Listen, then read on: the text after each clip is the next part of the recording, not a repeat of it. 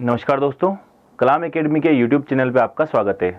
तो हम लोग डिस्कस कर रहे हैं रीट के क्वेश्चन पेपर में आप लोगों को टेस्ट के अंदर क्या क्या क्वेश्चंस दिए गए थे और उनके सॉल्यूशंस क्या क्या हैं। तो आइए स्टार्ट करते हैं। तो सबसे पहला क्वेश्चन देखते हैं जो आपको पूछा गया था, वो था पोटेशियम हाइड्रोक्साइड की नाइट्रिक अम्ल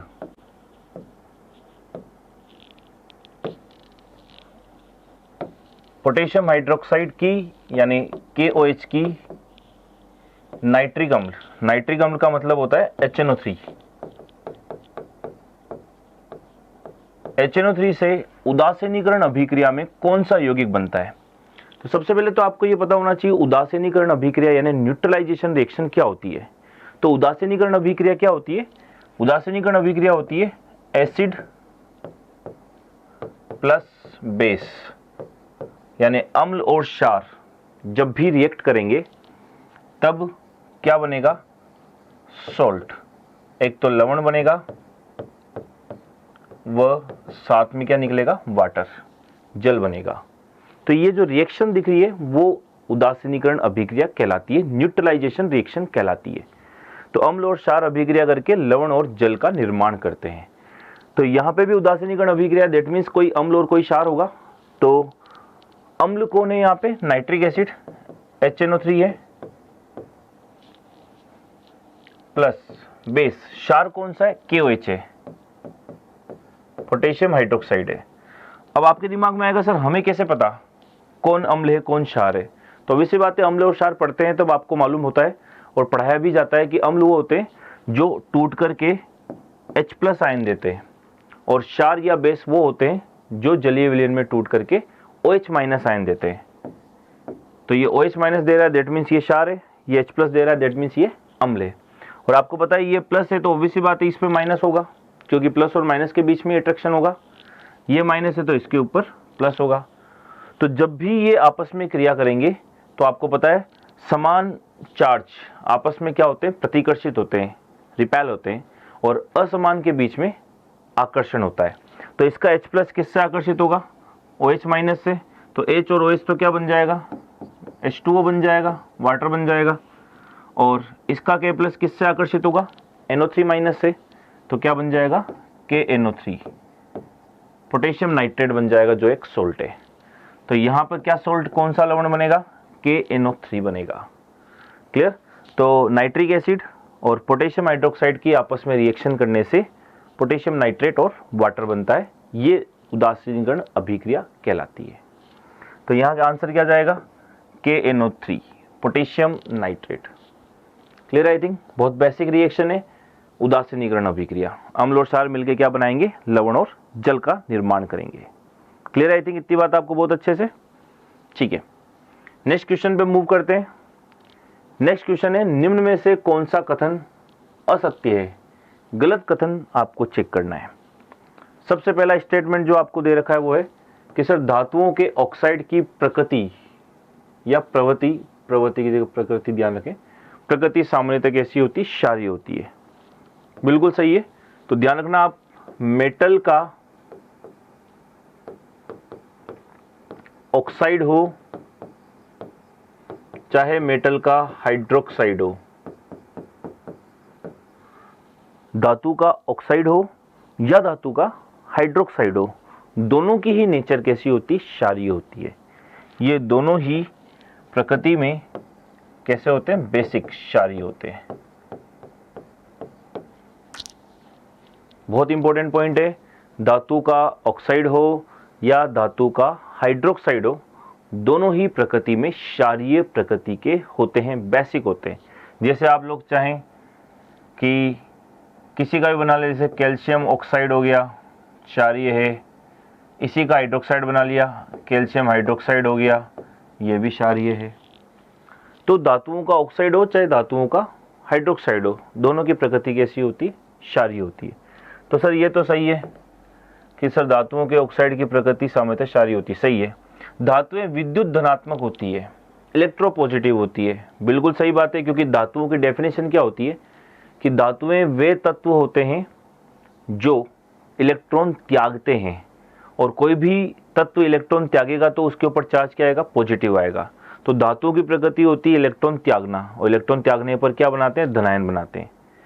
अधातुओं की प्रवृत्ति होती है इलेक्ट्रॉन गेन करना, और इलेक्ट्रॉन गेन करेंगे तो ऋणायन बनाएंगे। ठीक है, तो धातुओं की प्रकृति क्या होती है, इलेक्ट्रॉन त्यागना, इलेक्ट्रॉन त्यागेंगे तो कौन सा आयन बनाएंगे, धनायन। जैसे आप जानते हो Na+, K+, ठीक है, एल्यूमिनियम +3, ये सभी धातुएं हैं, क्योंकि सभी इलेक्ट्रॉन त्यागती है, और इलेक्ट्रॉन त्यागेगी तो धनायन बनाएगी। धनायन बनाएगी तो इनकी प्रकृति कैसी होगी, विद्युत धनात्मक होगी। जबकि अधातुएं इलेक्ट्रॉन ग्रहण करेगी तो ऋणायन बनाएगी। ठीक है, ऋणायन बनाएगी तो जैसे F-, Cl-, Br-, I-, O-2, S-2, ये सभी अधातुएं हैं, क्योंकि ये सामान्यतः क्या करती है, इलेक्ट्रॉन ग्रहण करती है और ऋणायन बनाती है। तो अधातुएं इलेक्ट्रॉन ग्रहण करती है इसलिए ऋणात्मक होती है, धातुएं इलेक्ट्रॉन त्यागती है इसलिए धनात्मक होती है। तो धातुएं विद्युत धनात्मक होती है। सर ये भी स्टेटमेंट सही है, ये भी स्टेटमेंट सही है। इसकी बात करते हैं, आवर्त सारणी में किसी समूह में ऊपर से नीचे आने पर आकार बढ़ता है। ये भी सही है, क्योंकि आपको पता है ऊपर से नीचे जाने पे जैसे hydrogen, lithium, sodium, potassium, rubidium, caesium, francium, आपको आवर्त सारणी का अंदाजा होगा। जैसे मैंने फर्स्ट ए लिखा है ये, ठीक है, जिसको क्षारीय मृदा धातु में आप कहते हो, तो या क्षारीय धातुएं जिसको आप कहते हो, जैसे एस ब्लॉक है उसके अंदर क्षारीय धातु और क्षारीय मृदा धातु हैं, 2 ब्लॉक आते हैं, फर्स्ट ए और फर्स्ट बी। तो जैसे अपन ने फर्स्ट ए लिख दिया, तो ये ऊपर से नीचे जाते हैं तो आपको पता है कोशों की संख्या बढ़ती है, नंबर ऑफ शेल बढ़ते हैं। नंबर ऑफ शेल बढ़ेंगे तो ऑब्वियस सी बात है आकार बढ़ेगा। तो आकार का क्रम ये होता है इसमें, फ्रेंशियम बड़ा, उससे छोटा, उससे छोटा, उससे छोटा, तो ये सीक्वेंस होता है आकार का। तो ऊपर से नीचे जाने पर क्या होता है, नंबर ऑफ शेल, कोशों की संख्या बढ़ती है।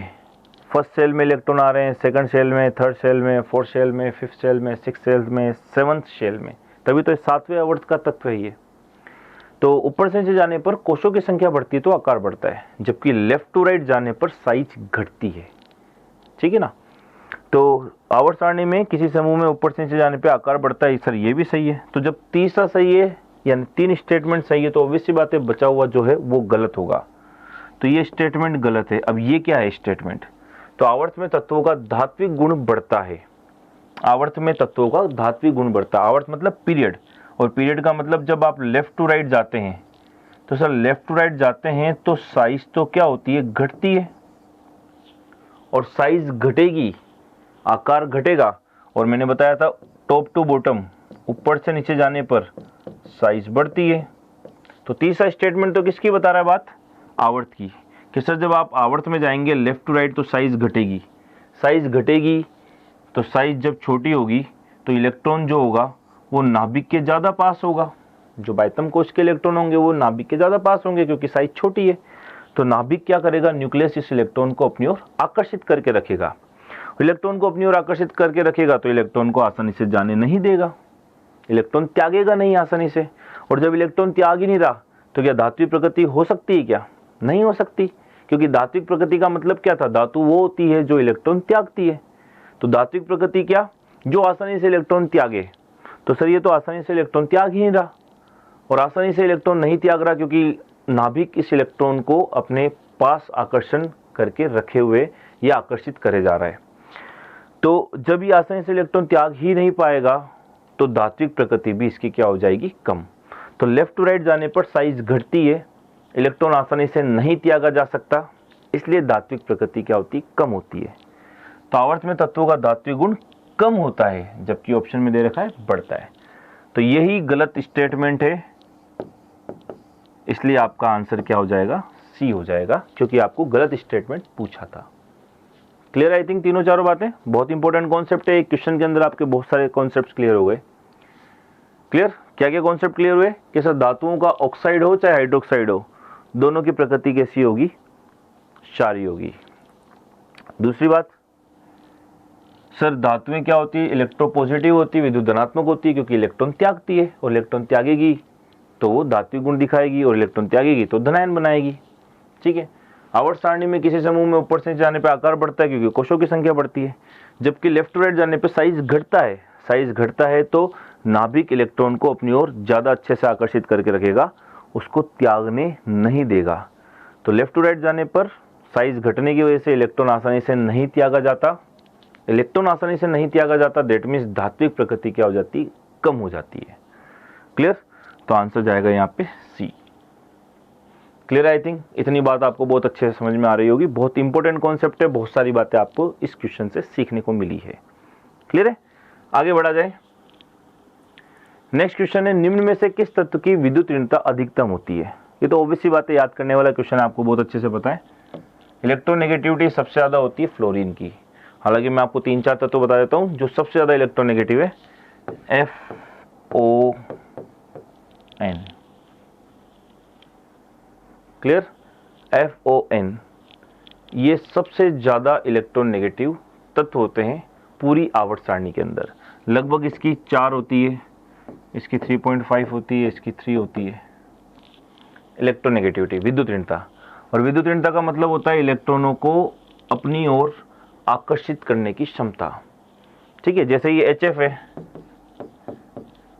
H का एक इलेक्ट्रॉन, F का इलेक्ट्रॉन, दोनों के बीच में बंध बना हुआ है। ठीक है, तो फ्लोरीन क्या करेगा, इस साजित इलेक्ट्रॉन युग्म, शेयर्ड पेयर ऑफ इलेक्ट्रॉन्स को अपनी ओर क्या करना चाहेगा, आकर्षित करना चाहेगा। तो इलेक्ट्रॉन को अपनी ओर आकर्षित करना चाहेगा, तो इलेक्ट्रॉन इसके ऊपर जाएंगे तो इसके ऊपर आंशिक ऋणावेश आएगा। हाइड्रोजन से दूर जा रहे हैं तो इसके ऊपर आंशिक धनावेश आएगा। तो इलेक्ट्रॉनों को, या फिर पूरी सही डेफिनेशन बोले तो साजित इलेक्ट्रॉन को अपनी ओर आकर्षित करने की क्षमता ही क्या कहलाती है, विद्युत ऋणता कहलाती है, इलेक्ट्रॉन नेगेटिविटी कहलाती है। अब इलेक्ट्रॉन इसके ऊपर आकर्षित होंगे तो ऑब्वियसली बात है इलेक्ट्रॉन के ऊपर नेगेटिव चार्ज है तो इसके ऊपर भी नेगेटिव ही आएगा। इसलिए इस घटना को क्या कह दिया, विद्युत ऋणता, इलेक्ट्रॉन नेगेटिविटी। ठीक है, जो नेगेटिविटी लाती है। तो सबसे ज्यादा विद्युत ऋणता पूरी आवर्त सारणी में किसकी होती है, फ्लोरीन की होती है। ठीक है, उसके बाद ऑक्सीजन, उसके बाद नाइट्रोजन, क्लोरीन और बहुत सारे हैं। तो ये याद रखने के क्वेश्चन है, डैट बहुत बार एग्जाम में पूछा गया है। तो फ्लोरीन की तो विद्युत ऋणता अधिक होती है, जबकि क्लोरीन की इलेक्ट्रॉन बंधुता अधिक होती है, इलेक्ट्रॉन एफिनिटी मैक्सिमम होती है।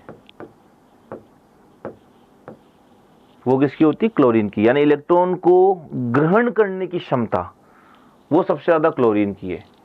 विद्युत ऋणता होती है इलेक्ट्रॉन को अपनी ओर आकर्षित करने की क्षमता, केवल आकर्षण होगा, जबकि इलेक्ट्रॉन बंधुता यानी इलेक्ट्रॉन एफिनिटी में इलेक्ट्रॉन ग्रहण कर लिया जाएगा। दोनों में डिफरेंस है। तो विद्युत ऋणता तो सबसे ज्यादा फ्लोरीन की। अगर ये पूछता इलेक्ट्रॉन बंधुता सर्वाधिक किसकी, तो आंसर देते आप क्लोरीन। तो इसका आंसर क्या जाएगा यहाँ पे, फ्लोरीन, क्योंकि क्वेश्चन आपको इलेक्ट्रॉन नेगेटिविटी, विद्युत ऋणता के बारे में पूछा गया था। क्लियर? तो यहाँ से आपको एक नया पॉइंट और ध्यान रखना है, इलेक्ट्रॉन बंधुता क्या है और विद्युत ऋणता क्या है। आंसर तो ऑब्वियसली बात है, ध्यान रखना ही है। ठीक है, आगे नेक्स्ट क्वेश्चन पे मूव करते हैं।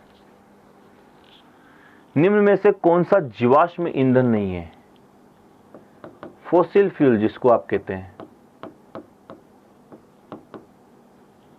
जो जीवाश्मों से प्राप्त होता है।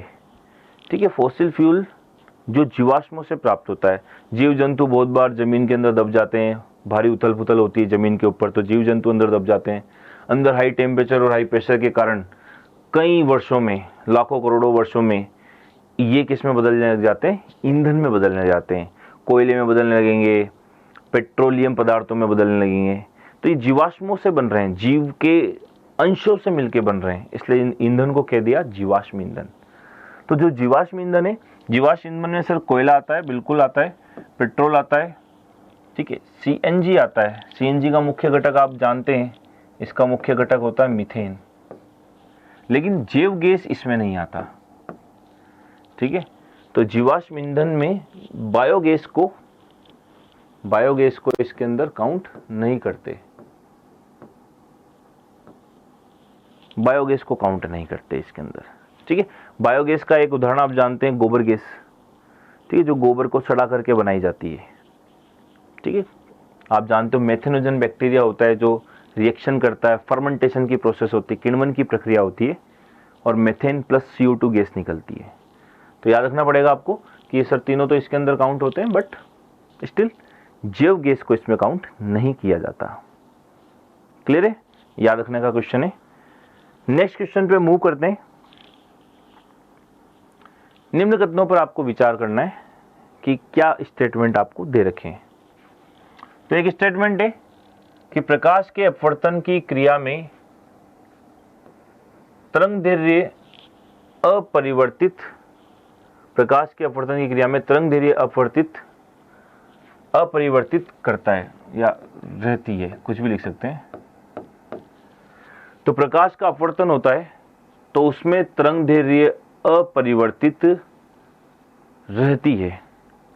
तो देखिए तरंगदैर्घ्य की बात करते हैं। आपने पढ़ा होगा कि जैसे ये क्या है, जल की सतह है, ये है जल की सतह।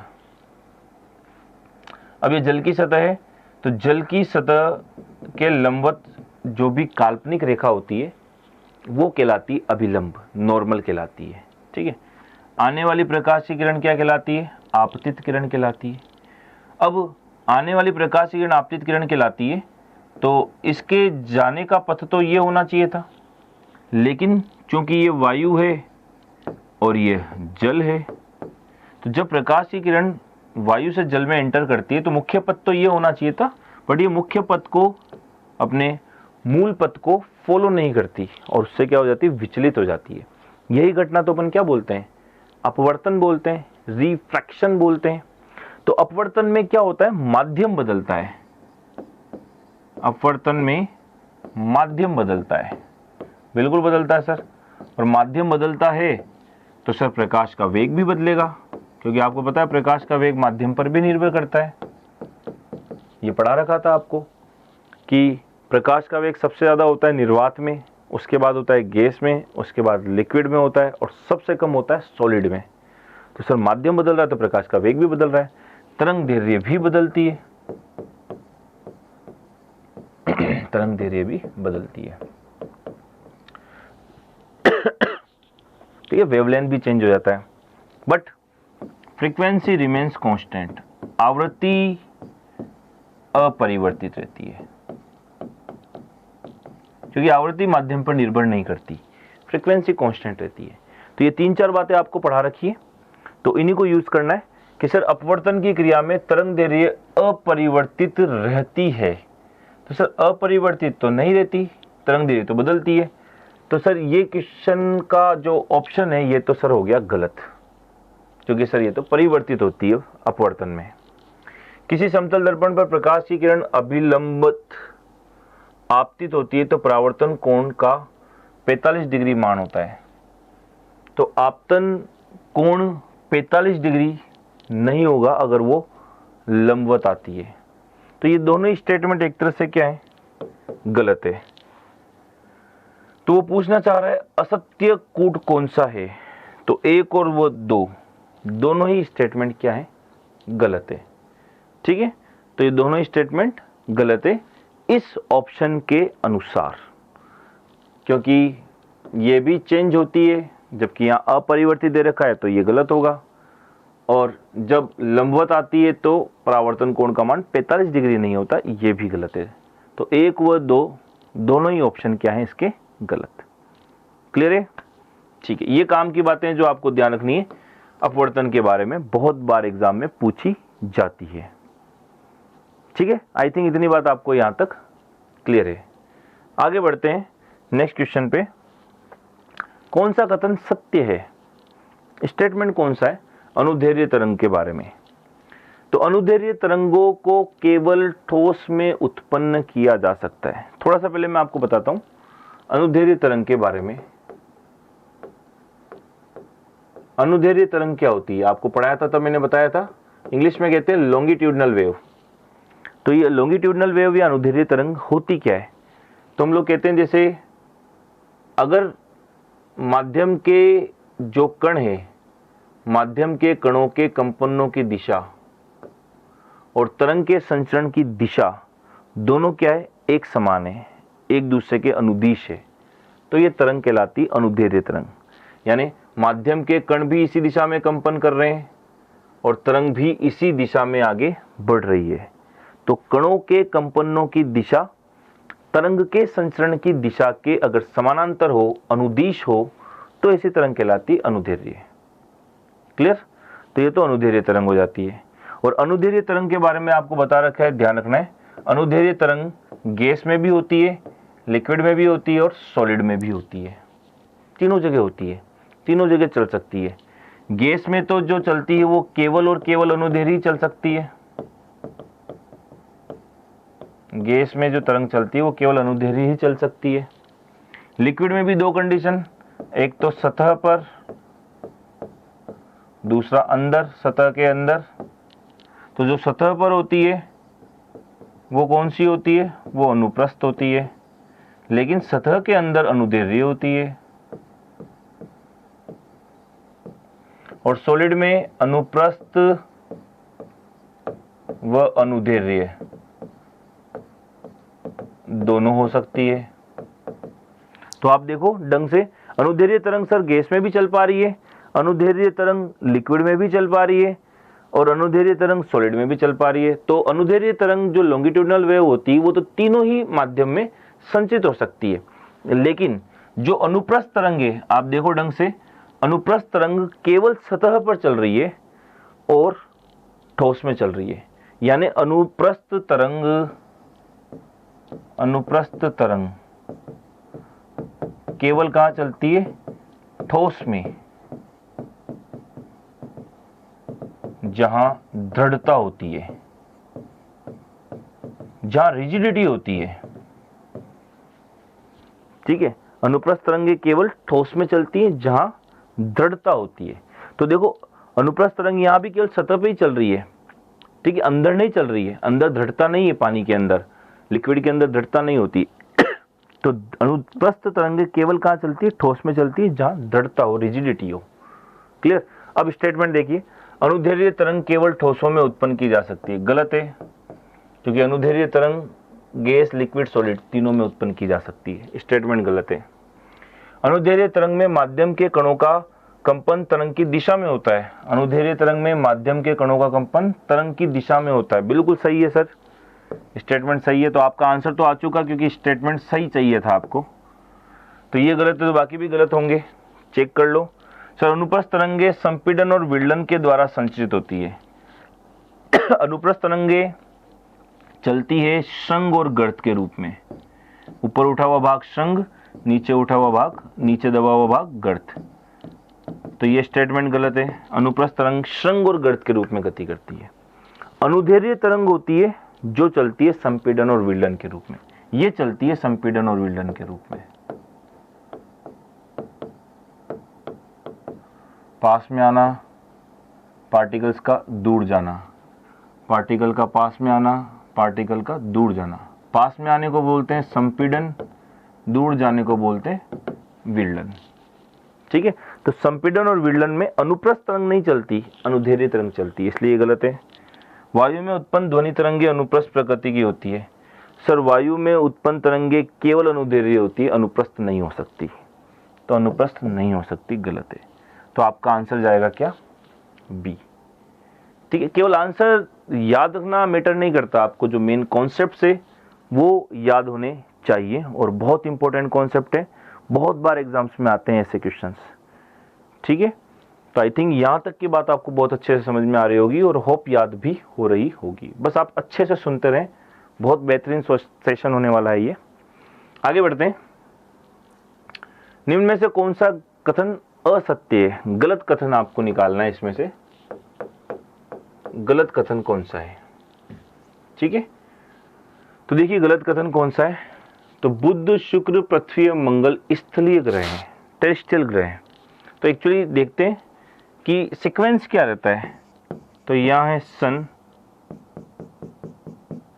सन के जस्ट पास होता है बुध, उसके बाद होता है शुक्र, उसके बाद होता है पृथ्वी, उसके बाद होता है मंगल, फिर यहाँ आते हैं एस्टेरॉइड्स, शुद्ध ग्रह, जो आपके रीड का सबसे अच्छा क्वेश्चन था पेपर में जो पूछा गया था। उसके बाद आता है बृहस्पति, जुपिटर, उसके बाद आता है शनि, फिर आता है अरुण, फिर आता है वरुण, और लास्ट में आता है यम या प्लूटो। तो इसको तो आपने बाहर कर दिया है, ये तो वैसे भी ड्वार्फ प्लेनेट था, बोना ग्रह था, तो इसको तो हमने बाहर कर दिया। अब हमारे सौरमंडल में यही ग्रह हैं, बुध, शुक्र, पृथ्वी, मंगल, बृहस्पति, शनि, अरुण, वरुण। क्लियर? तो ये तो क्वेश्चन एक आपको जो पूछा जा चुका है ऑलरेडी कि शुद्ध ग्रह एस्टेरॉइड्स जो होते हैं वो कहाँ मिलेंगे। एस्टेरॉइड्स मिलते हैं मंगल और बृहस्पति के बीच में। ठीक है, ये तो आ चुका है आपका एग्जाम में क्वेश्चन। अभी फिलहाल देखिए क्या है, बुध, शुक्र, पृथ्वी, मंगल स्थलीय ग्रह हैं। तो ये जो इनर प्लैनेट्स होते हैं शुद्ध ग्रह के पहले वाले 4, ये स्थलीय ग्रह कहलाते हैं। ठीक है, इनकी जमीन थोड़ी सी सॉलिड है कंपैरेटिवली, तो इनको हम लोग टेरेस्ट्रियल प्लैनेट स्थलीय ग्रह कहते हैं। तो स्टार्टिंग के 4 स्थलीय ग्रह हैं, तो ये चारों ही है क्या, बुध, शुक्र, पृथ्वी, मंगल, बुध, शुक्र, पृथ्वी, मंगल, मतलब ये ऑप्शन सही है। ठीक है, वरुण ग्रह सूर्य से अधिकतम दूरी पर है। वरुण ग्रह सूर्य से अधिकतम दूरी पर है, बिल्कुल है सर, क्योंकि अगर हम लोग इन 8 की बात करते तो इन 8 में तो सबसे ज़्यादा दूर कौन है, वरुण ग्रह ही है। हालांकि इसके बाद यम है, लेकिन उसको हमने बाहर कर दिया है, तो ऑब्वियसली बात है वरुण सबसे बाहर वाला या सबसे दूर वाला ग्रह होगा। तो एक तरह से ये स्टेटमेंट भी सही है। ठीक है, शुक्र ग्रह पृथ्वी के सबसे नजदीक ग्रह है, इसको लास्ट में देखते हैं अपन। बृहस्पति ग्रह का कक्षीय काल सबसे कम है, यानी ये सबसे कम समय में चक्कर पूरा करता है।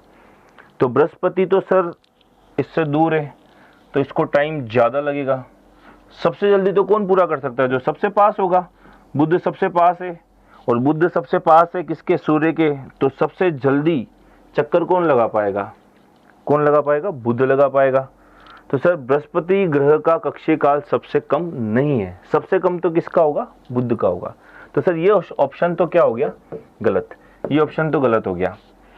शुक्र ग्रह पृथ्वी के सबसे नजदीक है, शुक्र ग्रह पृथ्वी के सबसे नजदीक है, बिल्कुल सही है सर, ये भी सही है। तो ऑब्वियस सी बात है आपका आंसर तो कौन सा हो गया, ये, क्योंकि ये कैसा कथन है, गलत कथन है, ये गलत कथन है, इसलिए आपका आंसर क्या हो गया, डी हो गया। क्लियर? बहुत अच्छा क्वेश्चन है, आपको ध्यान होना चाहिए, इससे बहुत सारी बातें आपके दिमाग में क्लियर हो जाएगी। क्लियर? तो यहां तक की बातें आपको बहुत अच्छे से क्लियर है। आगे डिस्कस करते हैं। अमोनिया को नाइट्राइट में परिवर्तित करने वाला जीवाणु कौन सा है।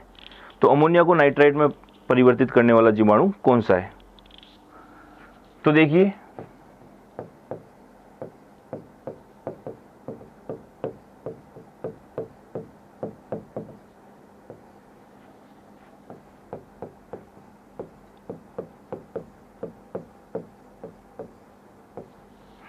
यहाँ पे 2 बैक्टीरिया, 2 जीवाणु आते हैं जो आपको ध्यान रखने हैं। ये 2 जीवाणु देखिए क्या क्या करते हैं।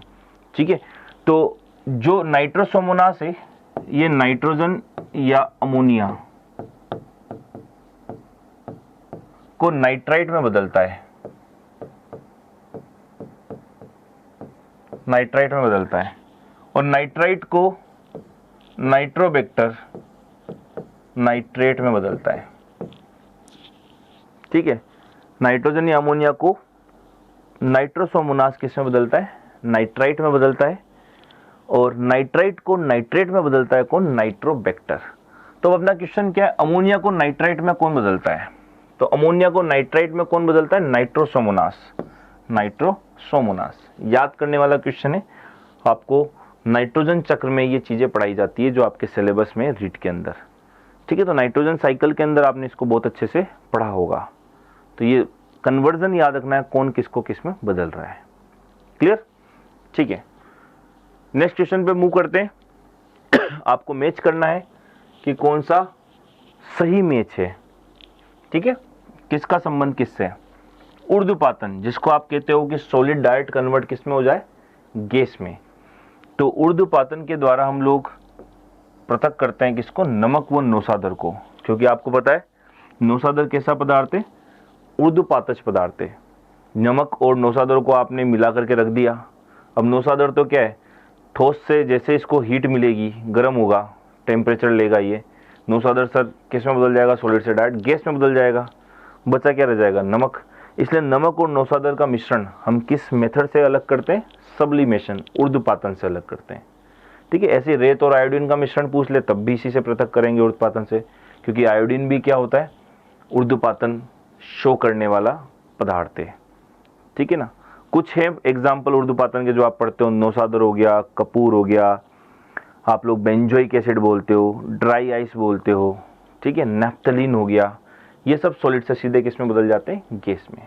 तो जहां भी आपको ऊर्ध्वपातन वाला उदाहरण दिख रहा हो उसको ऊर्ध्वपातन द्वारा पृथक करेंगे, कॉमन सी बात है। अपकेंद्रण, अपकेंद्रण के द्वारा हम लोग दही से मक्खन अलग करते हैं, उसको तेजी से घुमाते हैं दही को, तो एक बल बाहर की ओर लगता है, इसको बोलते हैं अपकेंद्रीय बल, सेंट्रीफ्यूगल फोर्स। तो अपकेंद्रीय बल बाहर की ओर लगेगा तो वो मक्खन को अलग कर देगा। तो अपकेंद्रण के द्वारा हम लोग दही से मक्खन का पृथक्करण करते हैं। फिर बीनते किसको है, तो गेहूं से कंकड़ बीन करके अलग करते हैं। निष्पादन, सूप से गेहूं फटक कर साफ करना। तो आपको इतने अगर नहीं भी पता है तो आप तो ये देखिए सर, ऊर्ध्वपातन ए का फोर्थ कहाँ है, ए का फोर्थ ऑप्शन कहाँ है, ए का फोर्थ ऑप्शन केवल एक ही जगह है, तो आपका आंसर तो वैसे भी यहाँ से आ जाएगा। ठीक है, बाकी भी मैच कर सकते हैं सर, बी का फोर्थ, सॉरी बी का कितना है, थर्ड, तो बी का थर्ड है, फिर 1 है, फिर 2 है। कॉमन सा क्वेश्चन है और बहुत बेसिक क्वेश्चन है। तो अगर मैच वाले ऑप्शंस के अंदर आपको एक भी सही ऑप्शन मिल जाएगा तो आपसे आराम से ये क्वेश्चन सोल्व हो जाएगा। ठीक है, तो इजी क्वेश्चन है। आगे नेक्स्ट क्वेश्चन के ऊपर मूव करते हैं। नेक्स्ट क्वेश्चन है, किस समूह में सभी आउटपुट उपकरण हैं।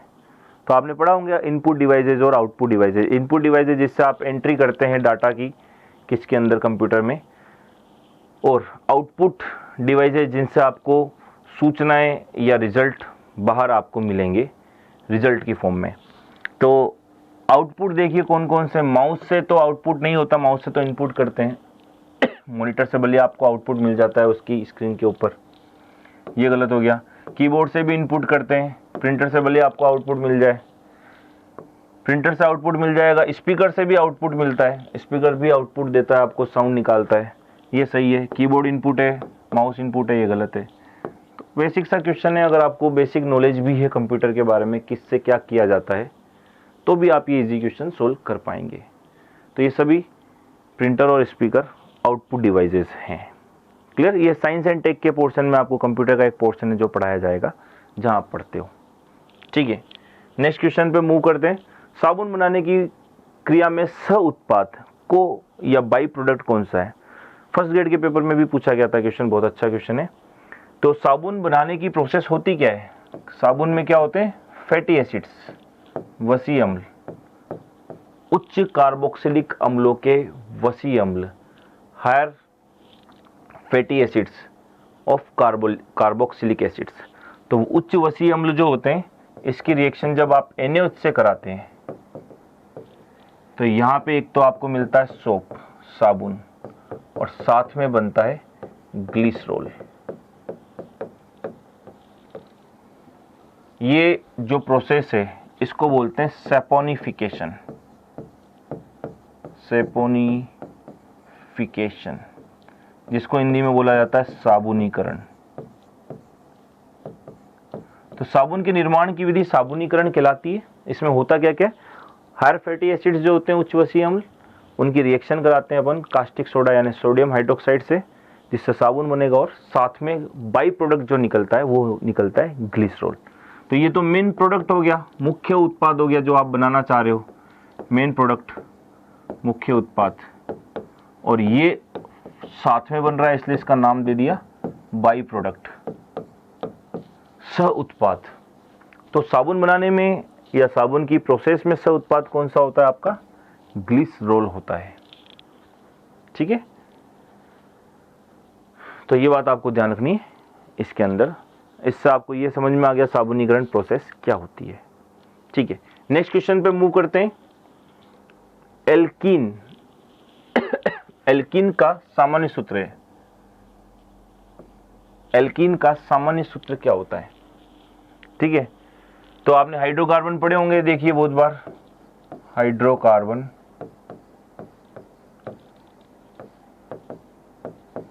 तो आपने टाइप पढ़े होंगे बहुत बार, हालांकि डिटेल में जब देखते हैं तो आपको टाइप जो मिलेंगे वो मिलेंगे संतृप्त, असंतृप्त, सेचुरेटेड, अनसेचुरेटेड। अभी मैं आपको केवल नाम बता रहा हूँ कि आपने 3 टाइप के पढ़े होंगे, एक तो एल्केन पढ़ा होगा, एक एल्कीन पढ़ा होगा, एक एल्काइन पढ़ा होगा। एल्केन जो होता है इसमें कार्बन कार्बन के बीच सिंगल बॉन्ड होते हैं, सभी बंद एकल बंद होते हैं एल्केन के अंदर। और एल्कीन जो होते हैं उसमें कार्बन कार्बन के बीच न्यूनतम एक बंद आपको क्या दिखेगा, डबल बॉन्ड, द्विबंध दिखेगा। और एल्काइन में कार्बन कार्बन के बीच न्यूनतम एक ट्रिपल बॉन्ड दिखेगा, त्रिबंध दिखेगा। क्लियर? तो ये तो कहलाता है संतृप्त हाइड्रोकार्बन, सेचुरेटेड हाइड्रोकार्बन, और ये दोनों कहलाते हैं अनसेचुरेटेड, असंतृप्त हाइड्रोकार्बन।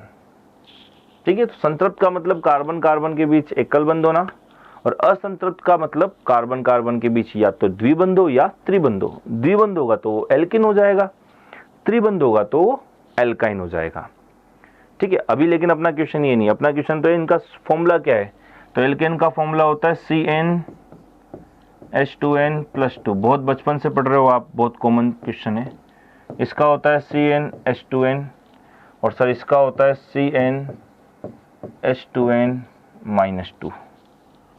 ठीक है, तो एल्कीन का सामने दिख रहा है आपको CnH2n, ये होगा CnH2n+2, ये एल्केन का है, CnH2n-2 ये एल्काइन का है।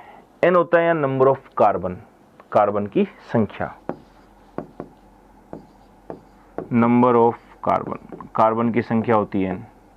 तो अगर n की वैल्यू 1 रखते हैं तो यहाँ पे आपको मेथेन मिल जाएगा CH4।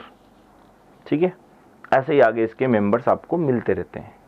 तो फॉर्मूला याद होना चाहिए आपको, कॉमन सा फॉर्मूला है एल्केन एल्किन एल्काइन का, जो आपको यहाँ पे ध्यान रखना है इस क्वेश्चन के अंदर। क्लियर? नेक्स्ट क्वेश्चन पे मूव करते हैं। ताप का ऐसा ही मात्रक, बहुत बेसिक क्वेश्चन है, टेम्परेचर का ऐसा ही मात्रक होता है केल्विन। हालांकि सेल्सियस, सेंटीग्रेड, फ़ारेनहाइट ये सब टेम्परेचर की ही यूनिट्स है, पर ताप की ऐसा यूनिट केल्विन है। ठीक है, मैंने आपको फॉर्मूला बता रखा है इनको आपस में कन्वर्ट करने का। C/100 = F-32/180 = R/80 = -273.15 चाहे तो लगा सकते हैं आप, नहीं तो राउंड ऑफ में 273 भी याद रख सकते हैं अपॉन 100। तो आपको बता रखा है ये इन सब के बीच में रिलेशन होता है जिनके द्वारा आप इनको आपस में कन्वर्ट कर सकते हैं। क्लियर है? तो ये सभी ताप की इकाइयाँ हैं, कौन कौन सी, डिग्री सेंटीग्रेड, फ़ारेनहाइट, इसको कहते हैं रूमर, और ये आपको पता है ये केल्विन, जो ताप की ऐसा यूनिट है, अंतर्राष्ट्रीय मात्रक है ताप का। तो कॉमन सा क्वेश्चन है, बहुत बेसिक, आपको याद होगा केल्विन। ठीक है, कोई कॉन्सेप्ट नहीं, याद रखने वाली चीज़ है। और आपको तरीका भी बता रखा है मैंने ताप की इकाइयाँ याद रखने का। सेल फोन रिचार्ज करा दे, सिंपल सी ट्रिक याद कराई थी, सेल फोन रिचार्ज करा दे। सेल फोन में क्या कराना है, रिचार्ज, क्योंकि लॉकडाउन है, अभी आपको बाहर जाने का मौका मिल नहीं रहा होगा, मिलने का मौका नहीं मिल रहा होगा, तो अभी आपके पास एक ही तरीका है अपने दोस्तों से कांटेक्ट करने का, सेल फोन। तो बात करें और लॉकडाउन एंजॉय करें। ठीक है, अब वो कोई भी हो सकता है, आप किसी से भी बात करें, वो अपना लुकआउट है, पर फिलहाल आपको बस ट्रिक याद रखनी है, सेल फोन रिचार्ज करा दे। तो ये ताप की 4 इकाइयाँ होती है जिसमें ऐसा यूनिट होती है केल्विन। ठीक है, आगे बढ़ा जाए। निम्नलिखित 2 द्रवों में से कौन सा ऊष्मा का बहुत अच्छा चालक है? तो इनमें से जितने में भी दे रखे हैं उसमें ऊष्मा का सबसे अच्छा चालक कौन है? पारा। ठीक है, तभी तो हम लोग कहते हैं पारे का ऊष्मीय प्रसार बहुत अधिक होता है, और इसलिए हम लोग इसको कहाँ पढ़ते हैं? थर्मामीटर में। तो थर्मामीटर में पारा भरा जाता है, उसका कारण यही तो है कि पारा अच्छा चालक है ऊष्मा का। इस वजह से जैसे हम लोग इसको हीट देते हैं तुरंत ऊष्मा पा करके फैलता है, फैलेगा तो लेवल बढ़ेगा, और लेवल बढ़ेगा तो थर्मामीटर में लेवल बढ़ेगा तो हमको मालूम पड़ जाएगा भाई बॉडी का टेम्परेचर बढ़ रहा है, व्यक्ति को बुखार है। तो याद रखने की चीज़ अगेन कि सर यहाँ पे पारा भी एक अच्छा ऊष्मा का क्या है, चालक है। क्लियर? ठीक है, नेक्स्ट क्वेश्चन।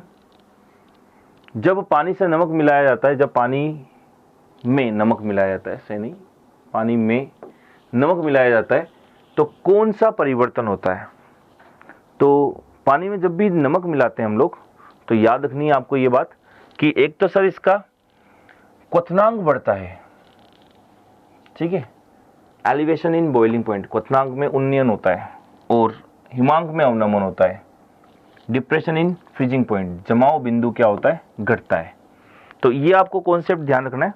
डिटेल में जब आपको चैप्टर पढ़ाया जाएगा तब वहाँ पे समझाया जाएगा कि क्यों होता है, कैसे होता है।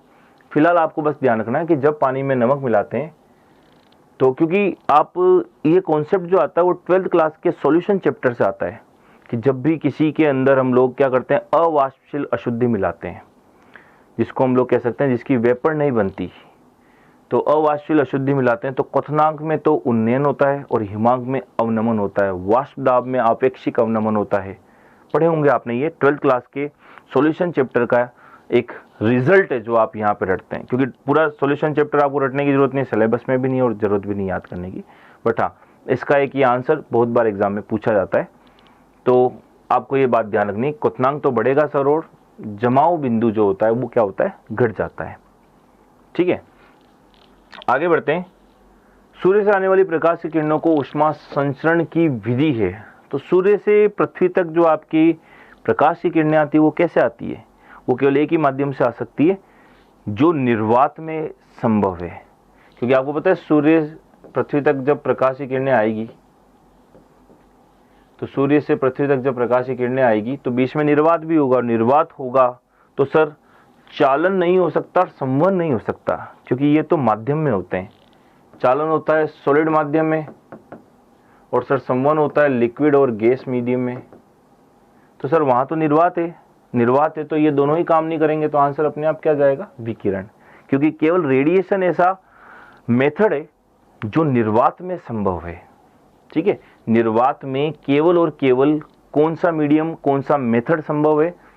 तो निर्वात में केवल विकिरण मेथड संभव है जिसके द्वारा ऊष्मा का स्थानांतरण किया जा सकता है। क्लियर? आई थिंक इतनी बात आपको बहुत अच्छे से। तो आंसर जाएगा इसका रेडिएशन, विकिरण, क्योंकि इसको माध्यम की आवश्यकता नहीं होती। माध्यम में भी हो जाएगा और सर निर्वात है तब भी हो जाएगा। ठीक है, तो सूर्य से आने वाली प्रकाश की किरणें विकिरण के द्वारा हमारी अर्थ तक पहुंचती है और सबसे फास्टेस्ट मेथड है, आपको पता है विकिरण ऊष्मा का स्थानांतरण का सबसे तेज मेथड है। केवल आपको पता है 8 मिनट और 16 सेकंड 19 सेकंड के आसपास के टाइम में सूर्य से पृथ्वी तक विकिरणें पहुंच जाती है, रेडिएशन पहुंच जाती है, इसलिए ये सबसे फास्टेस्ट मेथड है। ठीक है, नेक्स्ट पॉइंट, नेक्स्ट क्वेश्चन पे चलते हैं कि सर सिटी स्कैन में किस प्रकार की किरणों का उपयोग किया जाता है? सिटी स्कैन में अगेन रटने वाला क्वेश्चन, एक्सरेस का यूज किया जाता है। साइंस एंड टेक्नोलॉजी का पार्ट है, आपको पढ़ाएंगे डिटेल में। तो एक्सरे का यूज किया जाता है सिटी स्कैन के अंदर। ठीक है, गामा किरणें, न्यूट्रॉन किरणें, ये सब वहाँ डिटेल में आएगी कि कौन कौन सी किरणें, cosmic, gamma, X ray, ultraviolet, visible, infrared, micro, radio, ये तरंगे होती है जो हम लोग विद्युत चुंबकीय स्पेक्ट्रम कहते हैं, इलेक्ट्रोमैग्नेटिक स्पेक्ट्रम। सबके अलग अलग फंक्शन है, सबके अलग अलग काम है, अलग अलग यूजेज हैं, तो वहाँ पे आपसे डिस्कस करेंगे। तो फिलहाल आपको ये ध्यान रखना सर, सिटी स्कैन जिसको कंप्यूटराइज्ड टोमोग्राफी स्कैन कहते हैं, जो जनरली अपन ब्रेन के लिए यूज़ करते हैं और भी जगह के लिए कर सकते हैं, तो सिटी स्कैन में एक्स किरणों का यूज किया जाता है।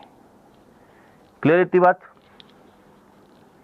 नेक्स्ट क्वेश्चन की बात करते हैं सर, रदरफोर्ड का अल्फा कण प्रकीर्णन प्रयोग किसकी खोज के लिए उत्तरदायी था?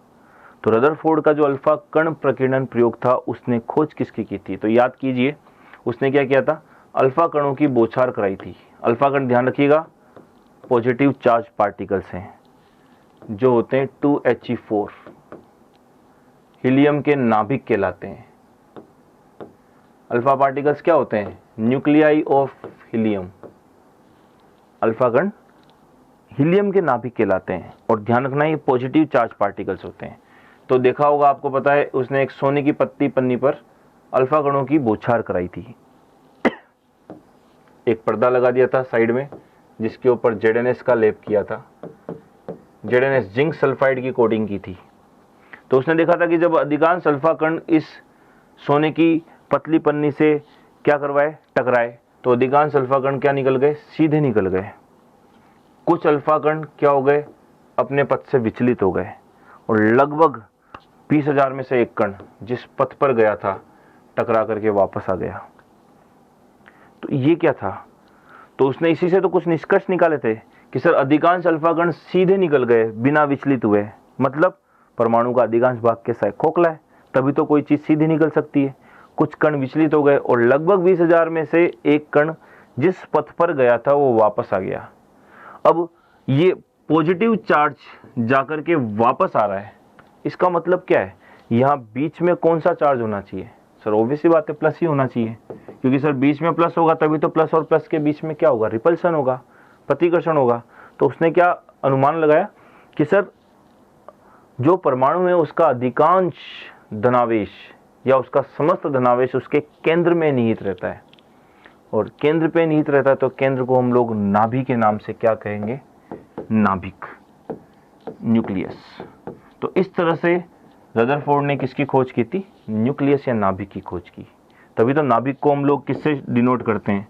प्लस से डिनोट करते हैं, क्योंकि प्रोटॉन और न्यूट्रॉन नाभिक में पाए जाते हैं, जिसको न्यूक्लियन कहते हैं। क्लियर? तो इस तरह से उसने क्या कर दिया था, रदरफोर्ड ने नाभिक की खोज कर दी थी कि सर धनावेश जाकर के वापस आ रहा है टकरा के, दैट मीन्स इसके केंद्र में भी धनावेश ही होना चाहिए। तो उसने बोल दिया परमाणु का समस्त धनावेश उसके केंद्र में निहित रहता है, और केंद्र में निहित रहता है उसी को क्या कहा गया, नाभिक, न्यूक्लियस कहा गया। तो रदरफोर्ड द्वारा अल्फा कण प्रकीर्णन प्रयोग की सबसे बड़ी जो खोज थी वो था परमाणु का केंद्रक, एटॉमिक न्यूक्लियस जिसको कहते हैं, ठीक है, जिसको नाभिक भी कह सकते हैं। तो नाभिक की खोज की थी इसने। इलेक्ट्रॉन के लिए आपको पता ही है जे थॉमसन का नाम जाता है, इलेक्ट्रॉन के लिए जे थॉमसन, प्रोटॉन के लिए गोल्डस्टीन, और न्यूट्रॉन के लिए जेम्स चैडविक। तो इनकी खोज तो इन लोगों ने की थी।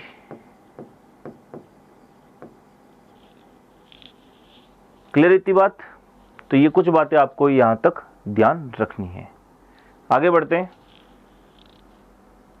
नेक्स्ट क्वेश्चन पे कि एथिलीन ग्लाइकोल और टरथेलिक अम्ल के संघनन से क्या बनता है। तो एथिलीन ग्लाइकोल और टरथेलिक अम्ल इन दोनों को मिलाएंगे तो इनसे आपके जो बनता है वो बनता है क्या, टेरिलीन।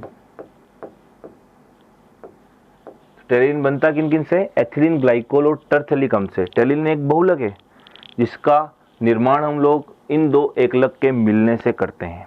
तो एथिलीन ग्लाइकोल और टरथेलिक अम्ल मिलकर के टेरिलीन बनाते हैं, ठीक है, क्योंकि नायलॉन तो बन नहीं सकता। नायलॉन तो किससे बनता है, हेक्सामेथिलीन, मेथिलीन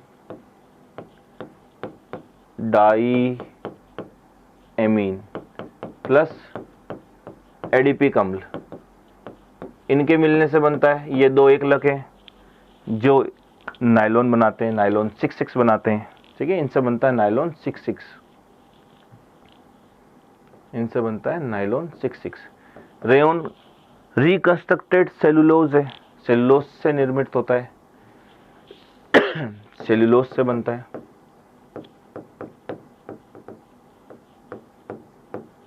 टेफ्लॉन पॉलीटेट्राफ्लोरोएथीन होता है, तो ये टेट्राफ्लोरोएथिलीन से बनता है, टेट्राफ्लोरोएथिलीन बोल दो चाहे टेट्राफ्लोरोएथीन बोल दो, इसके मिलने से बनता है।